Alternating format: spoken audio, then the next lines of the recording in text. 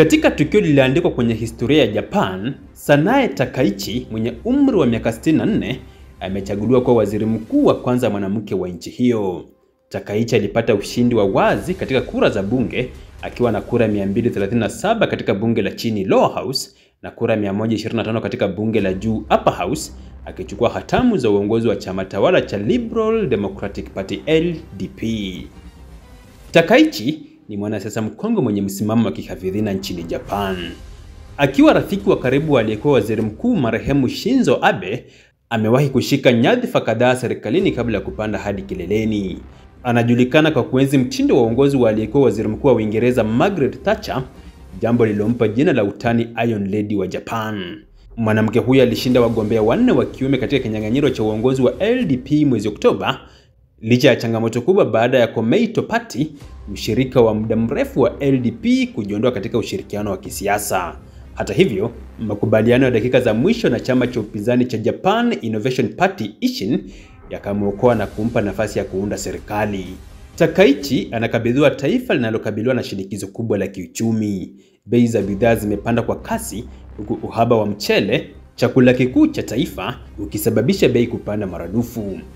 Aidha, chama chake cha LDP kimepoteza uaminifu wa umma baada ya kashfa za ufadhili wa kisiasa na kushindwa vibaya katika chaguzi za katikati ya muhula. Wachambuzi wanasema uteuzi wake ni jaribio la LDP kurejesha imani ya wapiga kura wa kihafidhina, wengi wao wakiwa wameelekea kwa vyama vya mrengo wa kulia kama Senseito Party. Kwenye jukwaa la kimataifa, Takaichi anakabiliwa na mtihani mgumu wa kidiplomasia.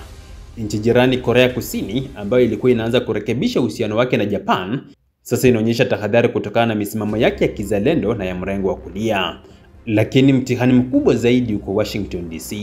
Wiki ijayo atakutana na rais wa Marekani Donald Trump katika mazungumzo yanayotarajiwa kuhusisha masuala ya usalama na ushuru.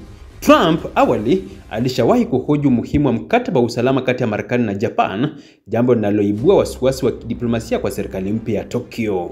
Ingawa wengi wanasherehekea hatua yake kama ushindi wa kihistoria kwa mwanamke, wengine wanahoji kama kweli ushindi huo utaleta mabadiliko ya kimfumo. Takaichi anapinga ndoa za jinsia moja na pia amekuwa mwenye shaka kuhusu ruhusa ya wanawake walioolewa kubaki na majina yao ya awali, mitazamo ambayo imekosolewa na kizazi kipya cha vijana wa kike. Hata hivyo, Takaichi ameahidi kuboresha huduma za afya kwa wanawake na kuongeza heshima kwa wafanyakazi wa majumbani, akisema wanastahili kuonwa kama mhimili wa uchumi wa kijamii. Taarifa kutoka vyombo vya habari vya ndani zinaonyesha kuwa ana mpango wa kumteua Sasuke Katayama kama waziri wa fedha. Ikiwa itathibitishwa, itakuwa mara ya kwanza katika historia ya Japan kwa mwanamke kushika wadhifa huo. Masoko ya hisa yameonyesha matumaini mapya kufuatia ushindi wake, licha ya wasiwasi mkubwa unaoendelea kuhusu deni la taifa na ukuaji hafifu wa uchumi. Kwa kuchaguliwa kwake, Sanae Takaichi ameandika ukurasa mpya katika historia ya kisiasa ya Japan. Lakini ushindi huu ni mwanzo wa safari ngumu ya kurejesha imani ya umma, kuimarisha uchumi na kudhibiti mizani nyeti ya kidiplomasia kati ya Marekani, China na Korea Kusini. Wengi wanasema Iron Lady wa Japan sasa ana nafasi ya kudhibitisha kama kweli anaweza kusawazisha uongozi wa mwanamke na uamuzi wa chuma katika kipindi ambacho macho ya dunia yote yameelekezwa Tokyo.